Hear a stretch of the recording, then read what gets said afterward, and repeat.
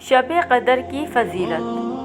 حضرت عبداللہ بن عباس رضی اللہ تعالی عنہ سے مروی ہے کہ اللہ تعالیٰ نصف شعبان کی رات کو تمام فیصلے فرما لیتا ہے، اور چونکہ اس رات میں اللہ تعالیٰ کی طرف سے 1 سال کی تقدیر و فیصلے کا قلمدان فرشتوں کو سونپا جاتا ہے۔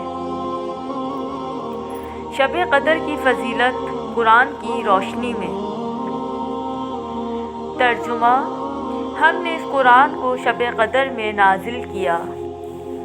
تمہیں کیا معلوم کہ شب قدر کیا ہے؟ شب قدر 1000 راتوں سے بہتر ہے۔ اس دن فرشتے اور روح الامین جبرائیل علیہ السلام اپنے رب کی اجازت سے ہر حکیمانہ حکم لے کر نازل ہوتے ہیں۔ یہ سلامتی والی رات فجر کے طلوع ہونے تک رہتی ہے۔ بلا شبہ ہم نے اس کتاب حکیم کو ایک بڑی ہی بابرکت رات شب قدر میں ہی اتارا ہے کہ ہمیں بہرحال خبردار کرنا ہے، جس میں فیصلہ کیا جاتا ہے ہر حکمت والے کام کا۔ قدر کے نام سے تعبیر کرنے کی وجہ۔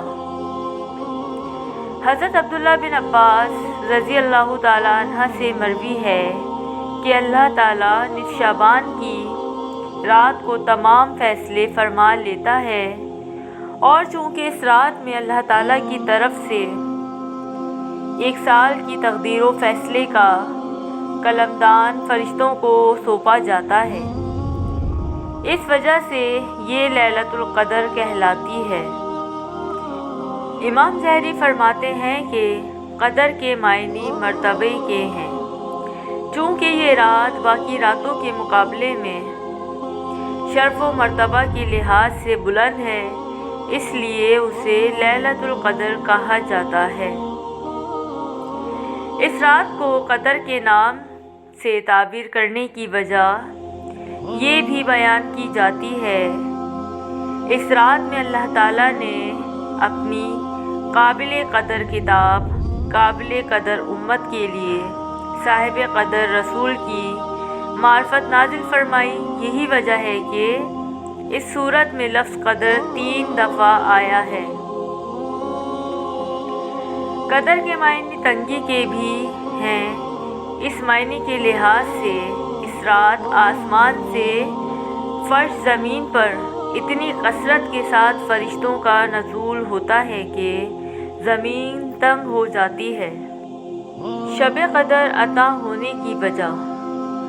موطا امام مالک میں ہے کہ جب رسول پاک صلی اللہ علیہ وآلہ وسلم کو سابقہ امتوں میں لوگوں کی طویل عمروں کے بارے میں آگاہ فرمایا گیا تو آپ صلی اللہ علیہ وآلہ وسلم نے ان کے مقابلے میں اپنی امت کے لوگوں کی عمر کو کم دیکھتے ہوئے یہ خیال فرمایا کہ میری امت کے لوگ اتنی کم عمر میں سابقہ امتوں کے برابر عمل کیسے کر سکیں گے۔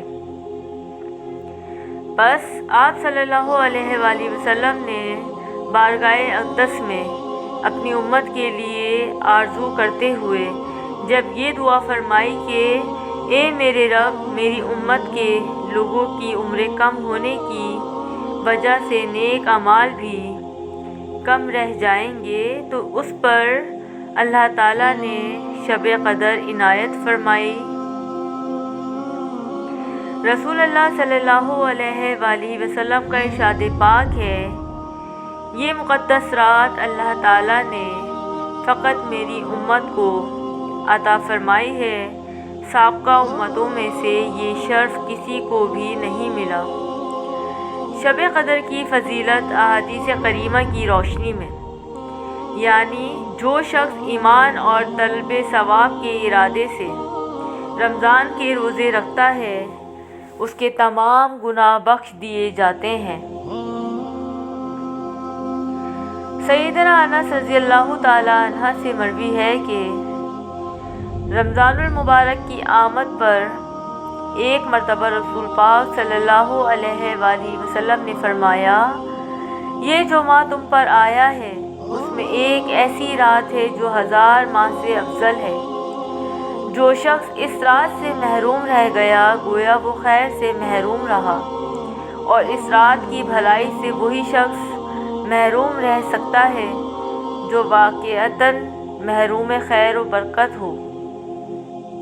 حضرت انس رضی اللہ تعالیٰ عنہ سے روایت ہے کہ رسول اللہ صلی اللہ علیہ وآلہ وسلم نے لیلۃ القدر کی فضیلت بیان کرتے ہوئے فرمایا، شب قدر کو جبرائیل امین فرشتوں کے جھرمٹ میں زمین پر اتر آتے ہیں اور ہر شخص کے لیے دعائے مغفرت کرتے ہیں۔ جو کھڑے بیٹھے کسی بھی حال میں اللہ کو یاد کر رہا ہو۔ حضرت عائشہ صدیقہ رضی اللہ تعالیٰ عنہ سے مروی ہے کہ رسالت مآب صلی اللہ علیہ وآلہ وسلم نے فرمایا، لیلۃ القدر کو رمضان کے آخری عشرے کی طاق راتوں میں تلاش کرو۔ ترجمہ: ابن عمر رضی اللہ عنہ سے روایت ہے کہ آپ صلی اللہ علیہ وآلہ وسلم نے ارشاد فرمایا، جس کو شب قدر کی تلاش کرنی ہو آخری 7 راتوں میں تلاش کرے۔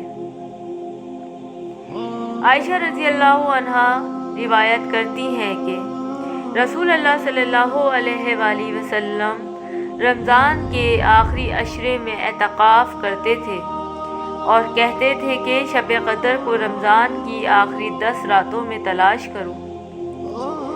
ترجمہ: ام سلمہ رضی اللہ عنہا سے روایت ہے، نبی صلی اللہ علیہ وآلہ وسلم نے فرمایا کہ مجھے وہ رات دکھائی گئی تھی مگر پھر بھلا دیا گیا، لہٰذا اب تم اسے رمضان کی آخری طاق راتوں میں تلاش کرو۔ حضرت عائشہ صدیقہ رضی اللہ تعالیٰ عنہ سے مروی ہے کہ میں نے رسالت مآب صلی اللہ علیہ وآلہ وسلم سے عرض کیا کہ شب قدر کا کیا وظیفہ ہونا چاہیے، تو آپ صلی اللہ علیہ وآلہ وسلم نے ان الفاظ کی تلقین فرمائی، اے اللہ تو معاف کر دینے والا اور معافی کو پسند فرمانے والا ہے، بس مجھے بھی معاف کر دے۔